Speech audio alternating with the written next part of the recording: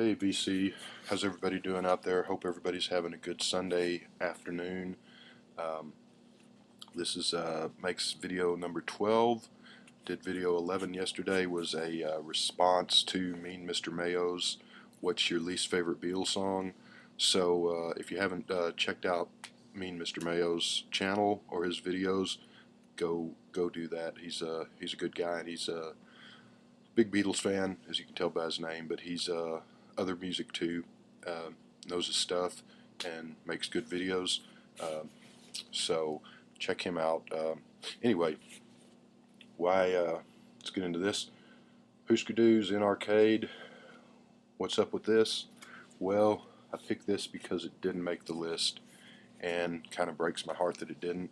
But there was only so many spots, and something had to not make the list, and this and a ton of other things didn't.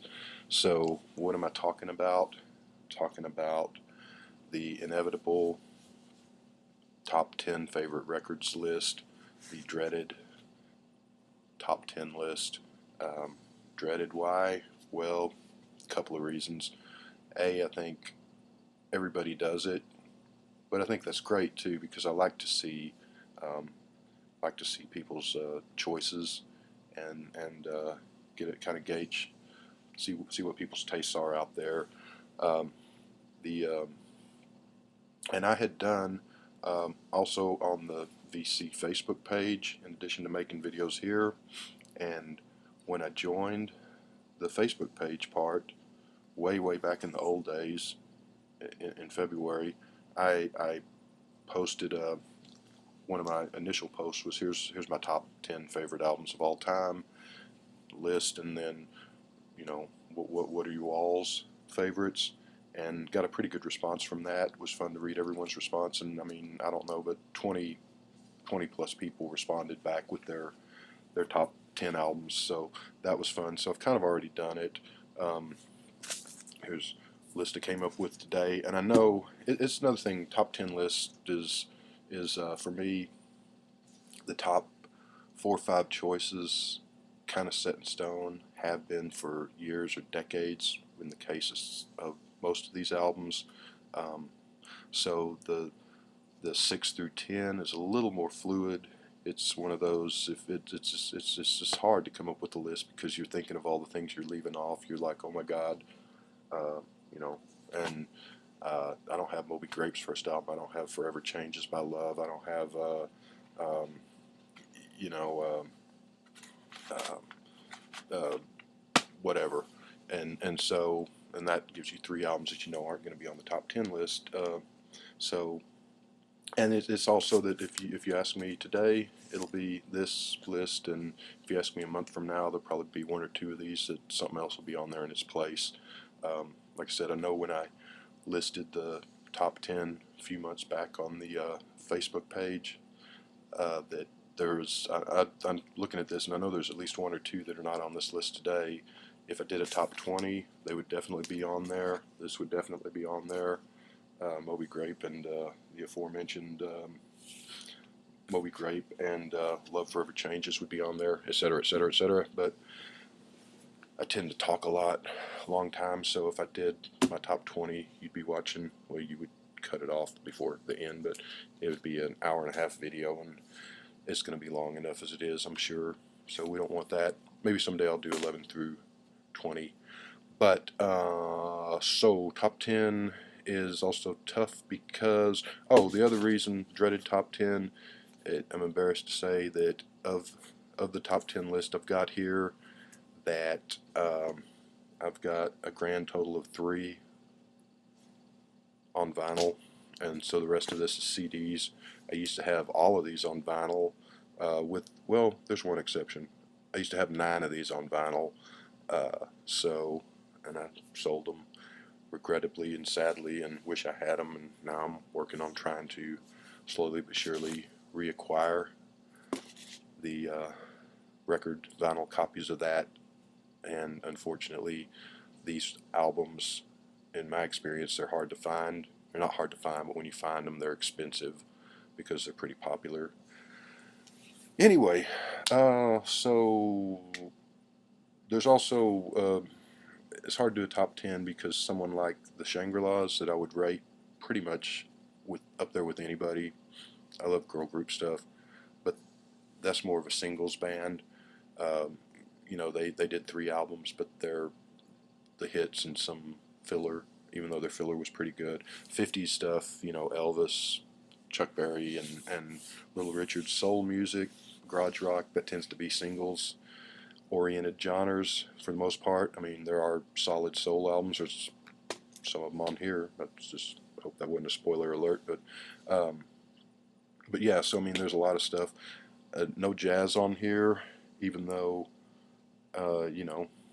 certainly Miles Davis and stuff that would be in my top if this was more than 10 records.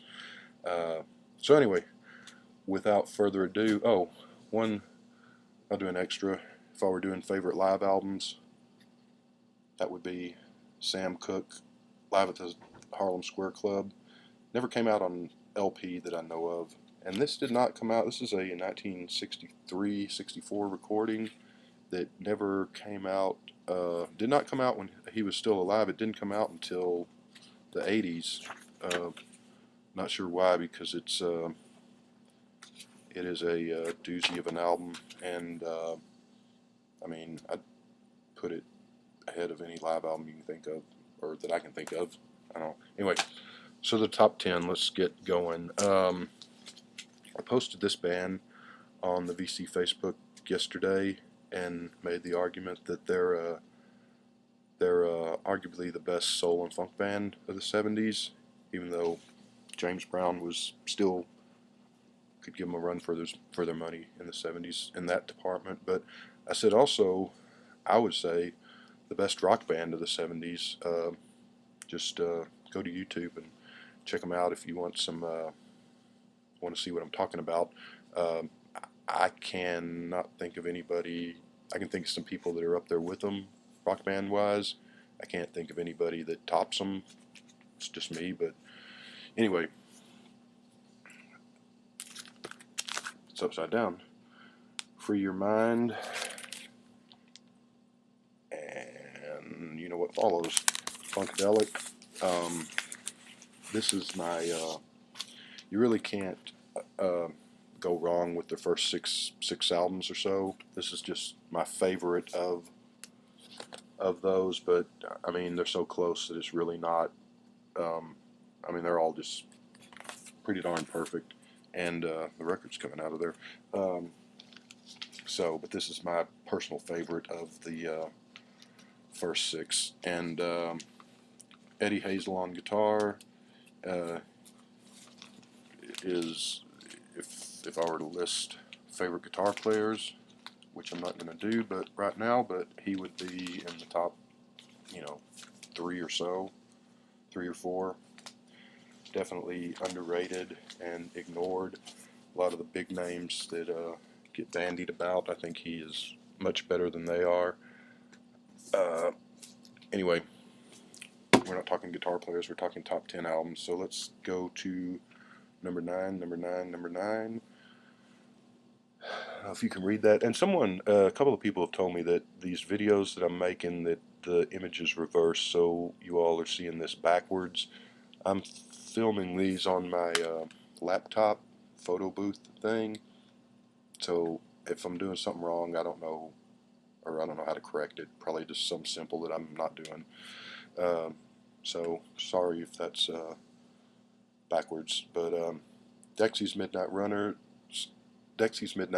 Don't Stand Me Down. This album is their final album until last year. They did a reunion album 20 some years after this thing. But of their first 3 albums, this was the final album. Came out in 1985 or 6. I should have checked before I started the video. But so their albums went in order of Searching for the Young Soul Rebels from 1980, Turae from 1982, which everybody knows. If you don't know the album, they used to pop that on MTV all the time, but you know the song that everybody knows, Come On Eileen. worldwide #1 hit, huge, played a billion times since then. Whether you love it or hate it, it is, and I like it, but I don't want to say it's totally not indicative of their sound, Eileen, that is, but it's not completely, and it's sort of, this is a bit of a, the example I've used on this is that if you've never heard the Beatles and I played Yellow Submarine for you, you would probably be scratching your head and wondering what all the fuss was about. You're like, well, that song's okay, I guess, but I don't get it. And then if I played the rest of their stuff after that, then you would probably, oh, okay, so now I see what you're talking about. And so if Eileen is the only thing you've ever heard from these guys, and they did have several hits in England, they only had the one hit in America. Do yourself a favor and check them out, because I mean there's so much more to them than just that one song, and they're just a great band, one of the best bands of the '80s, and one of my favorite bands of all times. And the thing that happened to this was hits in England, nothing really in America off that. Eileen #1 everywhere, and I guess this was a hit in England as well. 1982. This came out in '85 or '86, and by that time, you've got like a 4-year gap between the albums, and music changed quite a bit from '82 to '86, and people just basically forgot about them. So this thing came out and just disappeared without a trace, and I don't know that it even charted, not in America certainly, and I don't know that it did in England. And it was one of those that later on, several years later, it sort of got a following and word of mouth, and I mean, I think it's pretty much totally unknown in America by and large, but I mean it's grew in stature as the years went by. This is hard. Don't Stand Me Down is that probably the best of the three. You can't go wrong with any of these, though. This might be the weakest of the three, and it's great. But start with this, their first album. Find this if you can. It's out of print in America. I think it's out of print in England. It's kind of hard to find. I want a vinyl copy of this, but it's I mean, it's hard to even find a regular CD copy of this. They re-release it every few years in the UK, but then it goes right back out of print. So, but check them out. They're a lot more than just Come On Eileen. And even their album that came out last year, One of These Days I'm Gonna Soar, is a really good album. It's not quite up to par with those three, but it's the exception to the rule album, because usually when those bands get back together and do a reunion album years or decades after the fact, they're generally not too good, but that one is a really good one. So Dexys is good stuff, and we are moving to number 8. Okay, number 8, Sly and the Family Stone, Dance to the Music. The usual choice on Sly and the Family Stone is There's a Riot Going On, which I have, and is a great album, wonderful album. I like to listen to it often.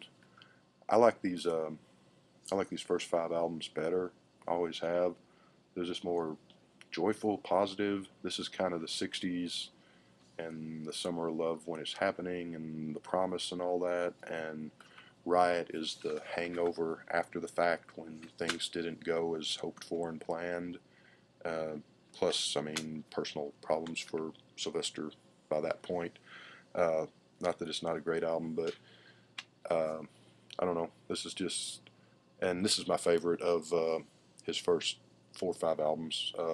I like them all, but this one's just a joy. It's a great to listen to in the car when you're driving. So yeah, I mean, if you only know Riot, there's a lot of great stuff, or the Greatest Hits album, which is the other big seller of his, but there's a lot of good stuff on those non-hit and album tracks that are great things. Number 7 is cheat a little, because it's either this or it's this. And I don't know. If you ask me on any given day, I might say this. Tomorrow I'll say this. And so I'm just going to say it's this. So this is a great, I remember this album, picking this up, Seminary South Shopping Mall. I was in the days when new wave and punk rock and whatever you want to call it was not played on the radio in Fort Worth, Texas, for whatever reason. I have no idea why. And so I heard of the Clash, I heard of the Jam, the Sex Pistols, Joy Division, all that, but you never heard them, or you didn't hear them for a long time. And then slowly you radio finally started playing, this radical punk rock like the Cars and Tom Petty. Even I remember people saying, "Oh, it's punk rock," but and the Police and stuff like that, and Blondie. So they didn't play the Clash. I didn't hear the Clash on regular radio for years after, but somewhere I heard, and I think it was a show called Fridays. They've got Saturday Night Live, and for a while they had a show called Fridays. Used to have Kramer from Seinfeld was on that. This was years before Seinfeld, but anyway, the Clash were on there, and I think that's where I saw them. And I heard Train in Vain. Thought that was a cool song. So I went out and bought this. I had it on vinyl. I don't anymore, unfortunately, but went out and bought the album. And that was because I was 15, so I didn't have any money, or rarely had money, and so buying an album was a big deal because I was still in that point collecting Rolling Stones and Who and Kinks and Beatles, solo Beatles, stuff that I knew. So it was a leap to take a chance on something that I'd never heard, or just heard that one song, because you didn't want to spend whatever an album cost back in those days, $7-8, and then get home and the thing sucks, and you're like, just wasted all that money. But so I fell in love with this, and well, I remember listening to this the first few days and thinking, there's something here, I like this, but this is very odd. This is pretty strange. This is different. This is just kind of, I'm not completely sure about this weird music here. And I mean, now it's just rock and roll music, but back then, um, so, but it's quickly became one of my favorites.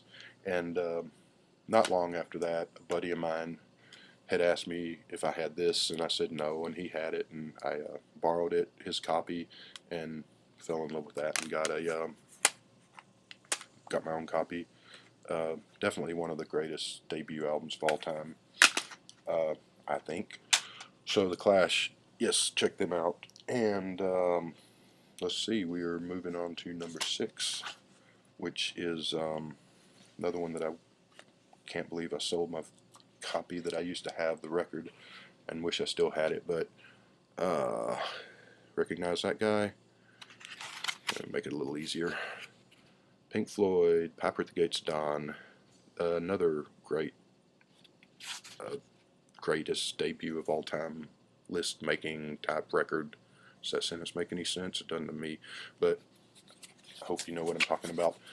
So Piper, yes, I didn't know. I got this Sound Warehouse, Berry Street, about 78 or 9, and at that point, Pink Floyd to me, and I knew who they were, was Wish You Were Here and Dark Side of the Moon, and I don't think I knew too much else about them. The album with the cow on the cover, which at that point I didn't have, but the Beatles Forever book by Nicholas Schaffner, when he's talking about Sgt. Pepper, he talks about the other psychedelic albums of '67, and this gets a mention. And I don't know, reading that book, I was like, I'm gonna have to track that down, and I didn't know who Sid Barrett or any of that was at that point, other than like I said, Dark Side of the Moon and Wish You Were Here is about it. So yeah, and fell in love with this right away. This kind of the I think it's the greatest psychedelic album of all time. I think the Beatles match it on songs, and Pepper may be just as good in some ways, but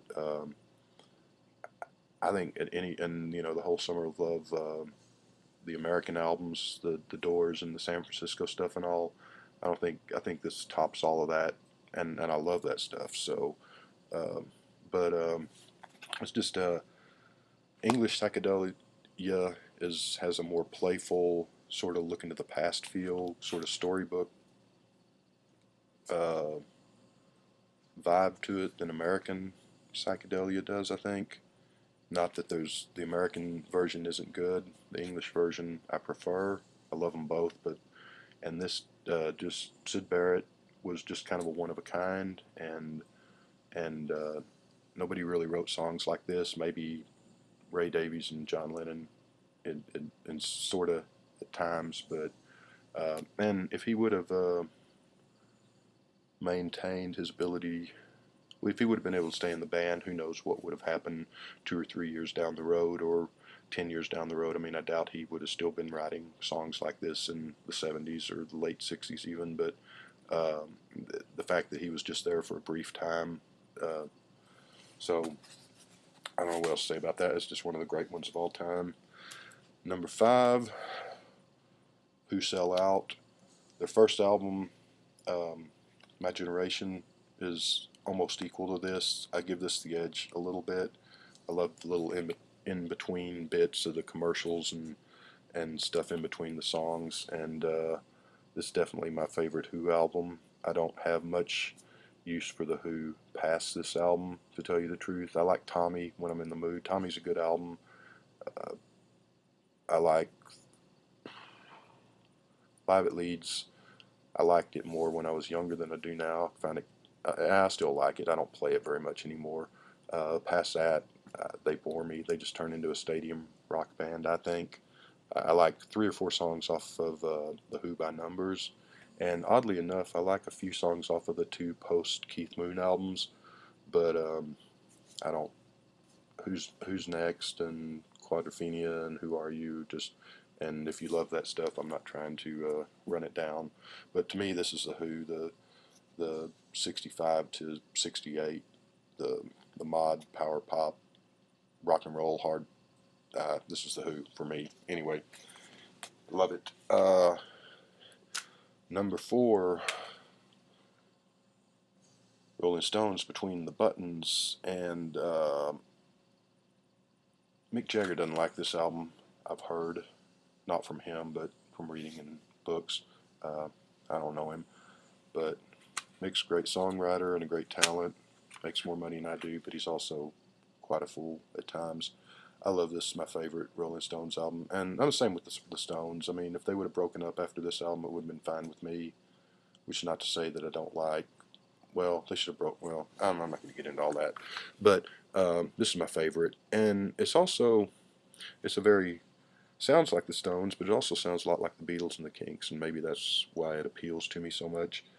But it's not a bad song on here, and this is I think this is the English version. Need to get that on vinyl too. So number 3, we finally get another record album. Sound Effects, The Jam. Bought this. I heard a town called Malice, and didn't know. I heard it on the radio, believe it or not, and didn't catch the name of it. And I'd heard of The Jam, so I didn't know the name of the song or couldn't remember. So I went there and I got this, and this doesn't have Town Called Malice. That's on the next album, but got this and just fell in love right away. This is my original copy that I bought back in. This came out in '80. I bought this in '82, and I had heard of them before, but I got into them right about the time they were breaking up. So sadly, I never got to see them in concert. I'm not sure. I think they played Dallas a few times, and Paul Weller tours all the time, but he runs around England, and when he comes to America, I think he just goes to LA and New York, and he doesn't get out to these parts, so I've never seen him or saw the Jam. But just a perfect album, and this thing is so falling apart because, I mean, this thing got played over and over and over and over, and so, yep, the Jam. Number 2, Kinks of the Village Green Preservation Society. I read about this in Cream magazine in 1980, and the article said that this album didn't chart at all and that it sold I guess from 68 to 1980 when the article was written, it had sold a grand total of like 32,000 copies. Um, this is just one of those kind of magical, wonderful albums, like in with Piper here, that's just perfect and just another world. And the guy that wrote the article was saying it's 100 years out of time, one way or the other, and that's probably true. Um, it's kind of a personal album with me, and it's just really love the album. Number one, you guys can probably guess my favorite band. No surprise here, so dun dun dun dun dun. And number one, and I am kidding, of course, number one is the Beatles. However, yeah, so this is one of the Frankenstein Beatle albums, the American uh, versions that were pulling tracks off the British versions to create more albums for the American market. And but I don't know. It just and yes, the Beatles have went on to do more technically advanced work and better in a lot of ways. But to me, this is just it. This is the not a bad song on here. It's kind of their Motown album. There's a lot of covers in addition to their originals. Um, some of Lennon's best vocals ever. My favorite singer of all time, John Lennon, Otis Redding. So I love these early vocals of his, and these are some of the best. And it's just they're not a weak song on here. It just to me it really um, exudes that initial burst of Beatlemania. And when you first, I wish I would have been. I was born in '63, so I was probably not even a year old when this came out, really. But I wish I would have been, uh, you know, 12 or 13 or something with a lot of money, so I could buy all this stuff, and to have been there to when. And this just, I don't know. I mean, I could do a longer thing on this, and maybe I will at some point. But it's it's just always been the album for me, and it's just yeah, my favorite album of all time. So I will end on that note, and maybe we'll revisit this as to the what and why of it at some other point. But I've gone on too long again, as usual. So thanks to everyone that's watching and subscribed, and have a good Sunday night, and we'll talk to you soon. That's it.